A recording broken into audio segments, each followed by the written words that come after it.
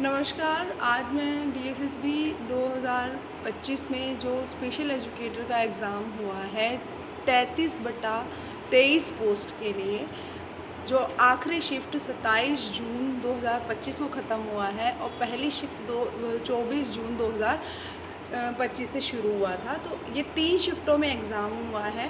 3 शिफ्टों में से तीनों शिफ्ट में जो एग्ज़ाम पैटर्न था वो हल्का फुल्का ऊपर नीचे होता है। जैसे डीएसएसबी का नया रूल है कि वो अगर शिफ्टेड एग्ज़ाम है तो वो नॉर्मलाइजेशन करता है। और जैसा कि आप लोग खुद इस वैकेंसी के लिए बहुत ज़्यादा वेट कर रहे थे, बहुत ज़्यादा इंतज़ार कर रहे थे, तो इसके बाद ये भर्ती के लिए एग्ज़ाम हुआ और ये 3 शिफ्टों में ख़त्म हुआ। आखिरी शिफ्ट कल 27 जून 2025 थी। तो उसमें जो बच्चों ने परफॉर्मेंस करी है या उनके रिव्यूज़ के बिहाफ पे मैं ये वीडियो डाल रही हूँ। तो यहाँ पर जब कल 27 जून 2025 को जिन बच्चों ने पेपर दिया, कल का मैं रिव्यू मेन उसमें फोकस पे डाल रही हूँ, तो वहाँ पर क्या part 1 as compared to both days, मतलब 24 जून और 26 जून को कंपेयर करने के बाद जो कल वाला पार्ट 1 था वो थोड़ा सा लेवल अप था। पार्ट भी हर शिफ्ट में बिल्कुल एक ही स्तर का रहा, सेम स्तर रहा। और सबसे बड़ी निराशा जो इस एग्ज़ाम में बच्चों को देखने को मिली वो ये थी कि डीएसएसबी ने टीजीटी स्पेशल एजुकेटर की भर्ती निकाली है। उसके लिए पूरा उसने एक सिलेबस भी निकाला हुआ है। तो जब भर्ती में पेपर हुआ, वहाँ पर जब पार्ट बी के क्वेश्चंस देखे, तो पार्ट बी के क्वेश्चंस टीजीटी स्पेशल एजुकेटर के आरपीडब्ल्यूडी एक्ट को ही इन्होंने तवज्जो नहीं दे रखी। इन्होंने जो 21 डिसेबिलिटी है, 21 डिसेबिलिटी में से सिर्फ 3 डिसेबिलिटी पे ही प्रकाश डाला। सीपी के भी सिर्फ और सिर्फ 2 ही क्वेश्चन थे। और उसके बाद इन्होंने हियरिंग के उसके 2 से 3 क्वेश्चन देखे गए। तीसरा ऑटिज्म स्पेक्ट्रम डिसऑर्डर, तो उसके रिगार्डिंग इन्होंने 3 क्वेश्चन उसके रिगार्डिंग डाले हुए थे।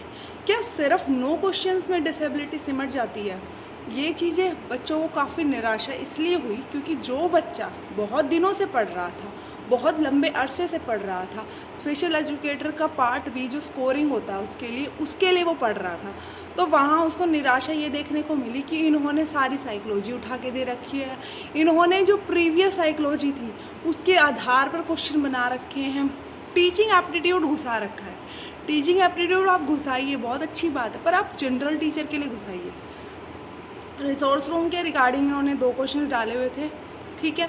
और इन्होंने थेरेपी के कुछ क्वेश्चन डाले हुए थे। थेरेपी क्या आप ही बताइए, स्पेशल एजुकेटर की टीजीटी वाले उसमें सिलेबस में थेरेपी मेंशंस हैं। इन्होंने सिलेबस को कहीं पर भी मायने नहीं दिए। जैसा कि पहले कई रिव्यू दे रहे हैं टीचर्स या कोई भी यूट्यूबर्स दे रहे हैं, वो कह रहे हैं कि सिलेबस में से ही क्वेश्चन पेपर बन रहा है। सिलेबस में से कोई क्वेश्चन पेपर नहीं बन रहा था।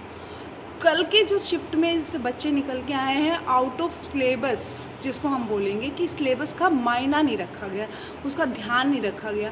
तो जहाँ तक और इजी इसलिए बोल रहे हैं क्योंकि एलिमिनेट कर रहे हैं लोग, एलिमिनेशन के थ्रू इस क्वेश्चन पेपर को सॉल्व करके आए हैं।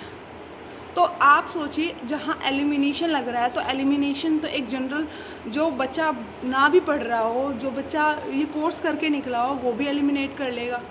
तो लेवल 2 पार्ट बी का जो लेवल था वो अप टू मार्क नहीं था किसी भी शिफ्ट में। पर हाँ, पार्ट 1 का लेवल बहुत अच्छा था। पार्ट 1 का लेवल 3rd शिफ्ट में बहुत हार्ड था कंपेयर टू अदर 2 शिफ्ट्स। तो आप सब मेरे इस रिव्यू से कितना सहमत है कमेंट सेक्शन में प्लीज़ बताना।